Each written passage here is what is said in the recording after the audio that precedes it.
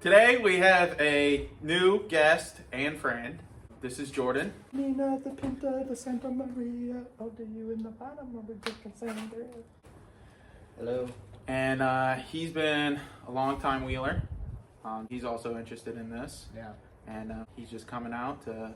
He's coming out. Yeah, he's coming out. He's coming out to lend a helping hand. So welcome to part 4 of a never-ending series. My name's Mike. In this episode, we get a lot done. We got the truck finally back outside, and we're getting closer to our deadline. We got King of the Hammers coming up first week of February, so we're getting the truck ready for that. And if you like drinking cold beer, crack yourself one, and thanks for watching. Cheers. Cheers. I got this cable set from Toyota Cables, and we're gonna try to replace it and get it looking a little bit more neat in here. Look at this. What the hell is that? What the hell even is that? I just pulled this out from the driver's side of the engine.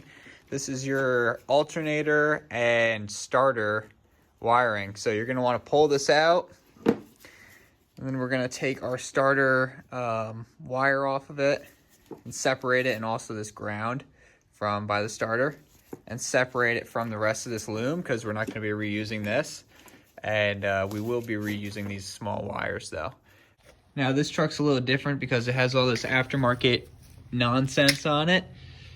But once you pulled out those wires, you should be left with these two. This is your starter activation wire like I was talking about, and a ground that goes down to the right by the starter. Okay, there you have it. We got all the cables replaced. It's called a Big 7 kit. And it came out really nice. I mean, it still looks crowded in here, which, I mean, it's kind of hard not to on these late model trucks.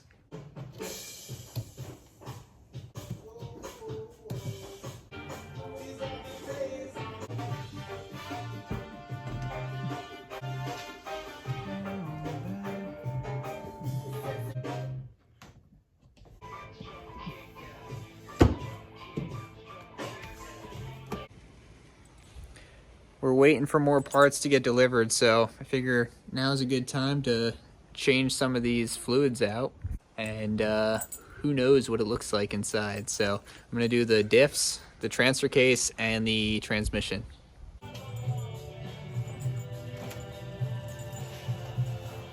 It's not the worst diff oil I've ever seen, but definitely not perfect. Let's see if we got any shards on this thing. Well, that's about normal. If it had chunks on there, I'd be worried, but that's actually pretty good. Now we get our handy dandy pumperoni guy here, and you cross thread it onto the bottle so that it leaks everywhere and blows off when you're halfway through with your job.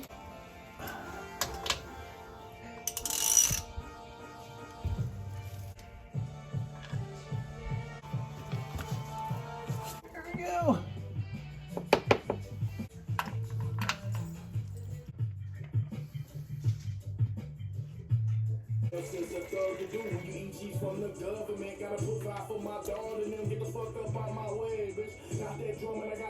Doesn't look too bad.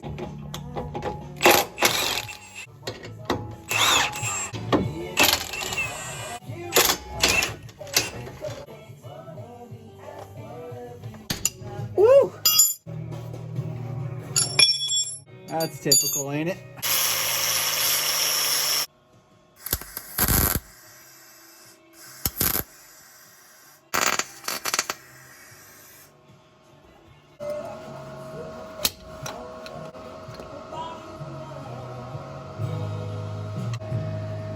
That one's a little bit more concerning.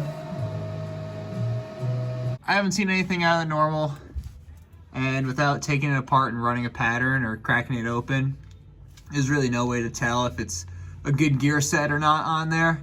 So I'm just gonna run it and see if there's any problems. And also, I found that we're missing a little bolt here and up there. Yeah, this nut is definitely staying on. Oh, it makes way more sense. I'm gonna lower the truck about 2 inches here I'm gonna try at least. I have these coilovers and they're pretty cranked up from the last owner. Right now we got a couple issues with some binding on the upper control arm and steep angles of our tie rod and upper control arm and our CV shafts, and that just leads to a bunch of wear that we don't need. The rear is gonna get lowered, so the front's gotta come down too, so the truck sits level. Hopefully, before we were at about 6 inches of lift, hopefully we'll be at about four-ish inches of lift. We'll see what we can get though. Now, I'll go and I'll take some measurements with my beautifully broken angle finder here. Okay, so our tie rod's at about 21 degrees right now before lowering it. And our axle shaft is at about 16 degrees. So with any luck, we'll be able to lower down these coilovers, fix this binding issue, and make all these angles a little less steep. Let's see.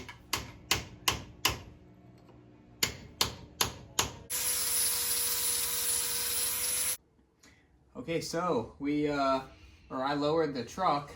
I got both sides about 1.5 inches lower than what they were before. While I was in there, I greased up the control arms. I reconnected the steering because I still hadn't done that.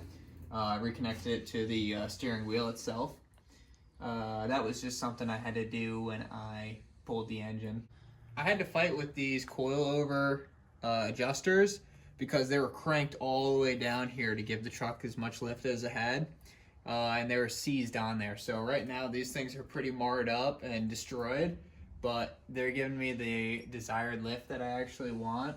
And I mean, they work. So we're gonna keep that. And now I'm gonna replace the master cylinder on the truck. All right, so the master cylinder, this thing is actually leaking right now, and that is why I have no brake pedal. So I'm gonna replace this. This is my culprit. I got a new one, and we'll see if that fixes the soft pedal issue.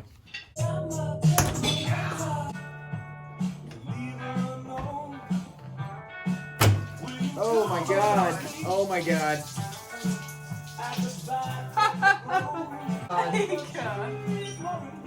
All right, now that I gathered myself, I can kind of talk about what just happened. So I knew that the master cylinder was leaking because when I'd press the brake, I heard what sounded like fluid moving inside of here, which is our vacuum booster. I thought that was really strange, so I bought myself a new master cylinder, and when I just pulled it out, all that fluid that had been leaking by just exploded all over my floor. And you can see it's still dripping everywhere. And this is our culprit here. I'm guessing this seal right there was letting fluid through. But man, that's got to be like a quart of brake fluid. And now this thing is still filled, so I got to take all the fluid out of there. Yeah, that's just filled with brake fluid. That's fucked up. So I'm gonna shove this thing down in here, nice and deep. That's what she said. Start taking this fluid out.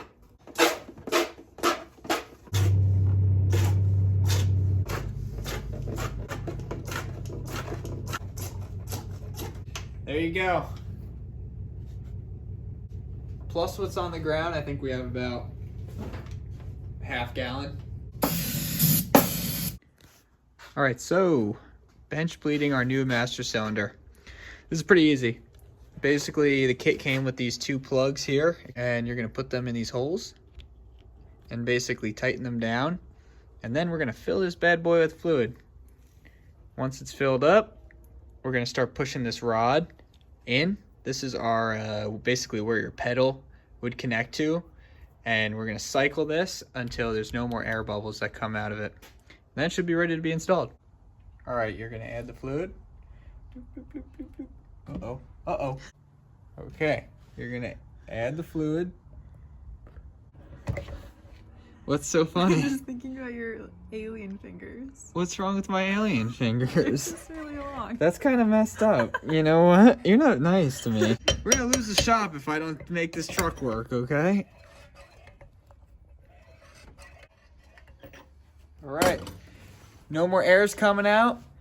That's a bled master cylinder. Now she's ready to go back in. My stool. So, take your doobie-doo, put her in there. I have this crazy idea, and I'm not sure if it's right or not.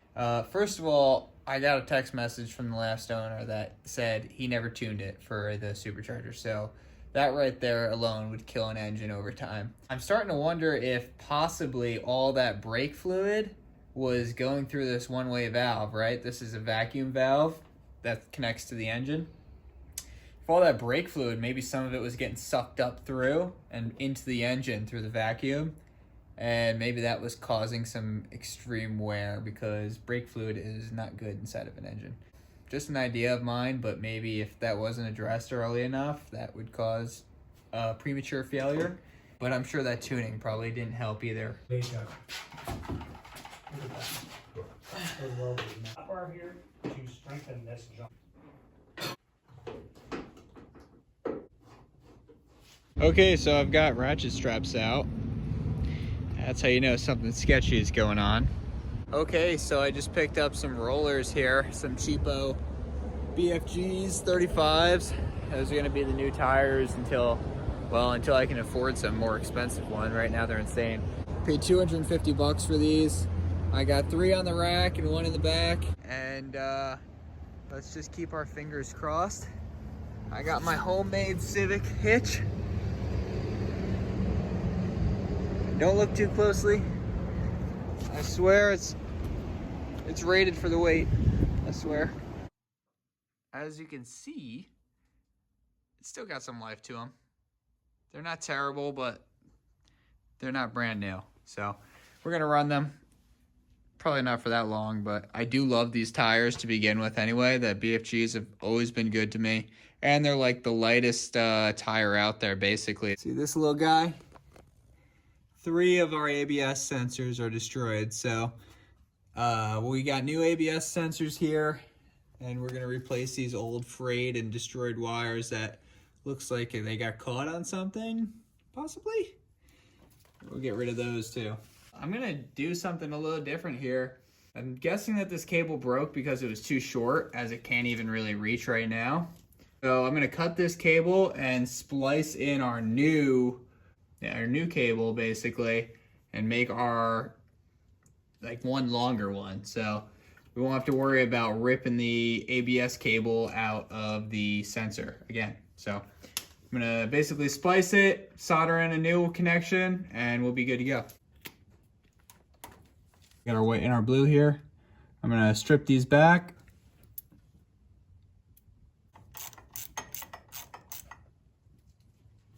Okay. Now take your finest Harbor Freight zip ties and route this cable however you so please.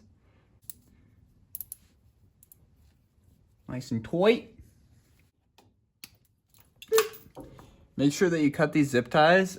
You want to cut them at a 45-degree angle so that whoever works on this truck next gets cuts all over their hands. Okay, now that we got those 2 attached, nice and cleaned up, put our solder, now we're gonna put our heat shrink over it, and then hit that with the heat gun. Now I'm gonna repeat that process for the whole truck. I got 3 more sides. I got the passenger, and then the rear is just one large cable for both sides. I'm gonna fix this fender while I'm in here. I just gotta do some cutting and reattaching. They're ripped off by the 37s, it didn't fit. But while I'm in here, I'm gonna expand the firewall a little bit with the sledgehammer, and it should be a little bit better when I'm done.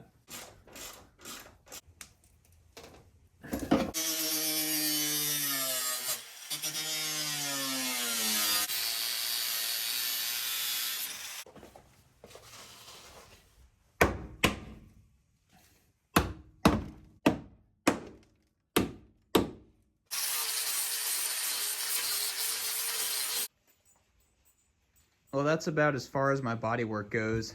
You can see the door is still dented. Somebody probably swung that open, but it lines up pretty good for the most part. And I'm not mad at that. So I can't find the lug nut key for these lug nuts, and I looked online, I couldn't find anything. I don't have any sockets that are gonna fit right, so this is when it's a good time to have a welder. I got these old crappy bolts, and I'm gonna take them, put them in the center, and zap them in there. And that'll be how we take out our lug nuts, one by one.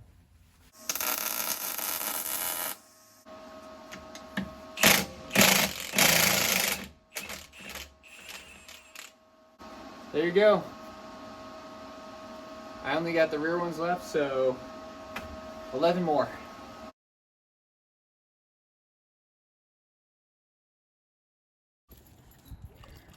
Oh, oh God.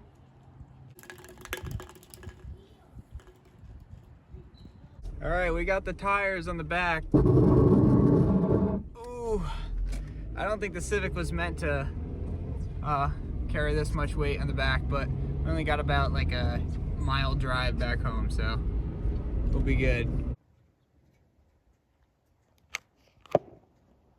This is how close I am to losing my shit. Today we're going to be working on the back of the truck. We're going to start with removing these ladder bars here. They're also known as traction bars. Not really needed, in my opinion, and they take up a lot of ground clearance. We're also going to be taking out these 2-inch lift blocks, which will match the front, and we should be all set in the rear.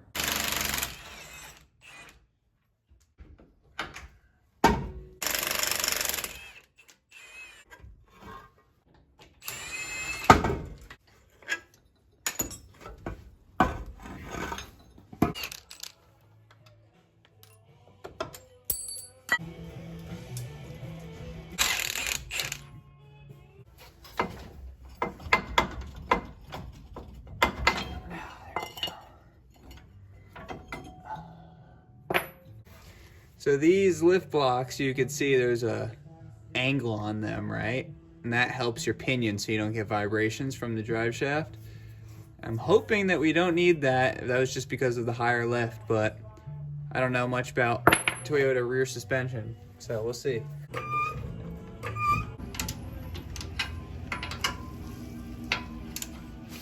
Click!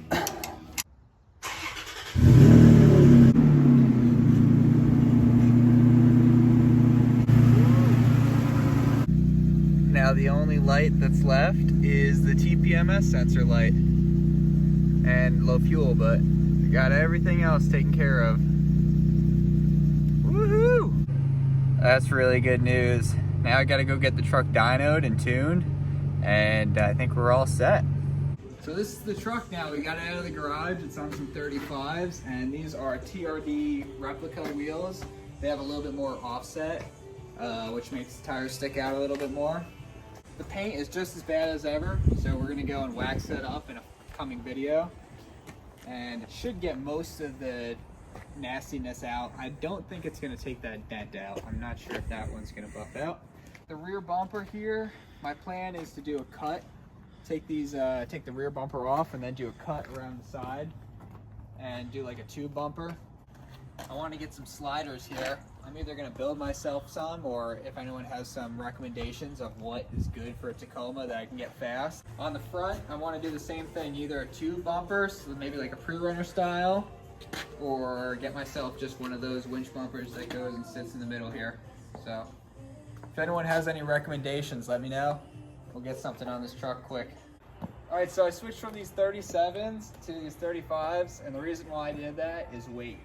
We saved 42 pounds per corner with these 35s. So by losing that much weight, we're improving the braking of the truck, increasing the acceleration, and reducing wear on all of the parts.